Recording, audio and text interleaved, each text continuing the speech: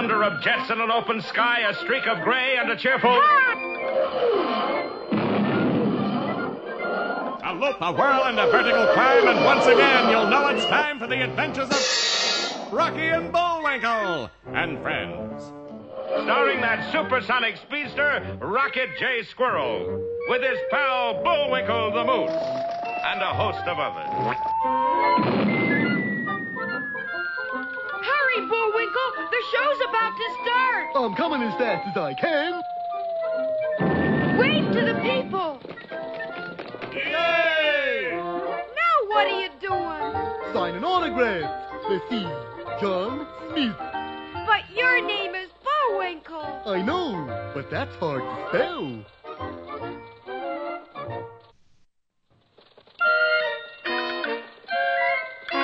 We're gonna have a lot of fun.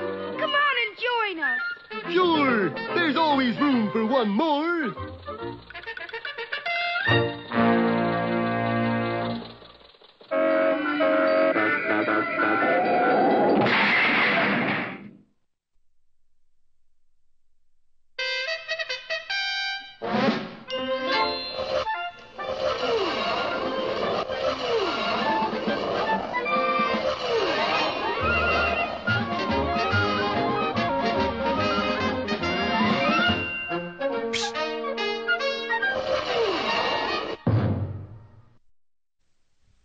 Our story opens today at the Slick Observatory, where an international group of scientists, eggheads and double domes, were meeting to dedicate the new giant 1,000-inch telescope. The chairman, Sir Newton Fugg, was presiding. Today we will prove once and for all that there can be no life on the moon. Dr. Milton Nudnik, Egghead of the Year, was given the honor of the first peek. What do you see? I see two moon creatures. Impossible! The scientists rushed to the eyepiece, and incredibly, Nudnik was right. Why, it's a moon moose. And he's signaling us. What does he say? He says, "Here we come, ready or not." Sure enough, a strange rocket ship had left the moon and was heading straight for the Earth. The word spread in a flash. Extra, extra, moon men to invade Earth. President declares emergency. Now hear this. This is Dorson Bells speaking. The moon rocket ship is nearing the Earth. This invasion is not a play, I repeat, not a play.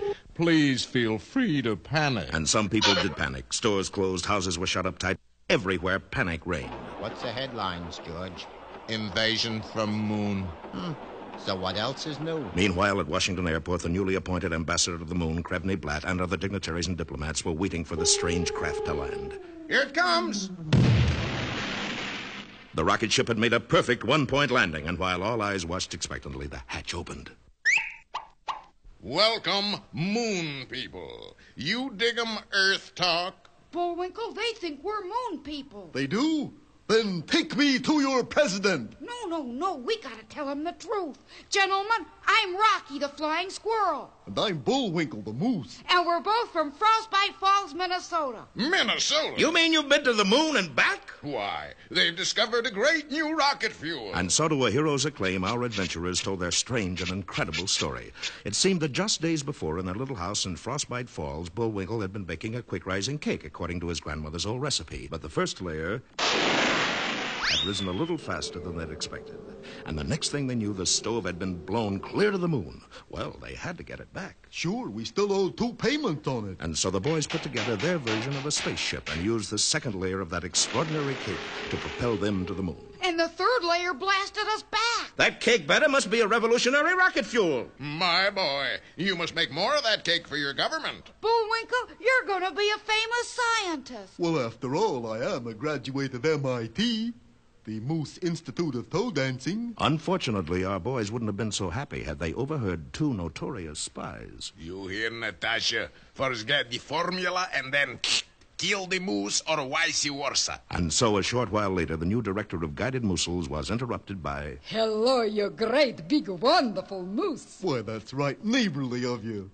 You will give me Grandmama's recipe? What for? Well, I hope to be a grandmama myself someday. I'd love to, but in the explosion I only saved half my recipe. I know how much, but not what of. Natasha's friend then did a very unneighborly thing. Darling, will you please hold this package for me? Well, I'd planned to leave in a couple of minutes. Don't worry, you will. Sounds like a clock. Bullwinkle's steel-trap mind had done it again. It was a clock, only attached to 14 sticks of dynamite, and it was wired to go off in 30 seconds. Don't miss tomorrow's exciting episode, Bullwinkle's Ride or Goodbye, Darling.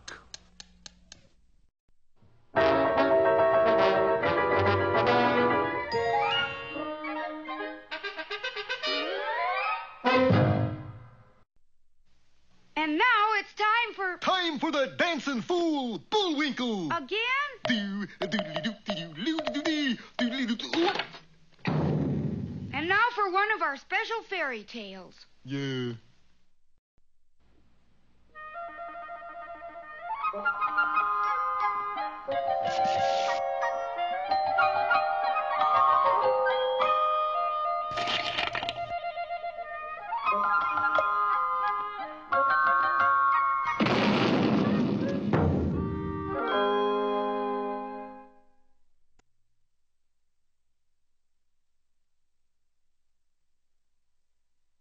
It all started out with a plant, a variety of European bellflower used in the making of salads.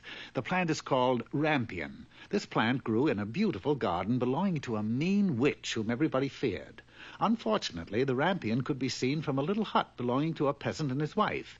Every day the wife, who was to have a baby, she'd sit by the window and gaze at the rampion. Darling, I know this sounds fantastic and utterly absurd, but I have this uncontrollable desire to have a salad made from that European bellflower. You know, rampion. You mean those weeds there? Rampion, dear. And I fear I must have some or I shall surely die. All right, dear. If it's rampion you want, rampion you shall have. And so the husband sneaked to the garden wall, peered over the top, and leaped into the garden of the witch. Rampion, schmampion. It still looks like weeds to me. Whoops.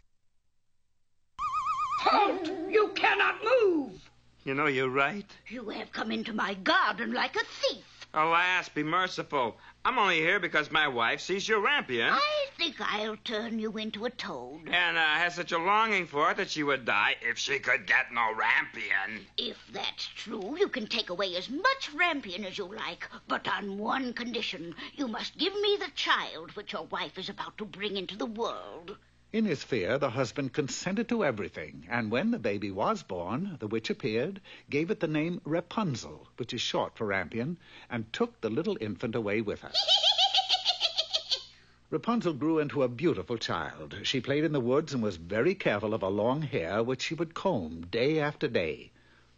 When she was 12 years old, the witch shut her up in a tower. It had neither staircase or door, only a small window. Matter of fact, there was only one way to climb up the tower. Rapunzel, Rapunzel, let down your hair, that I may climb the golden stair. And that was the way. Well, a couple of years later, the king's son was walking in the forest, and he chanced to hear a song so lovely that he stopped to listen. Do-do-do-do-do-do-do-do. The lovely voice came from Rapunzel's tower. Rapunzel, Rapunzel, let down your hair. Ooh, that I may climb the golden stair. Wow! Rapunzel, I have searched far and wide, but never has my heart been so touched by song or beauty such as yours. I like you, too. Will you be my wife and live with me in my kingdom? Yes, I will gladly go with you because actually there doesn't seem to be any future here. I mean, Rapunzel, let down your hair, let up your hair. Gives me a headache, I'll tell you. Then it's settled.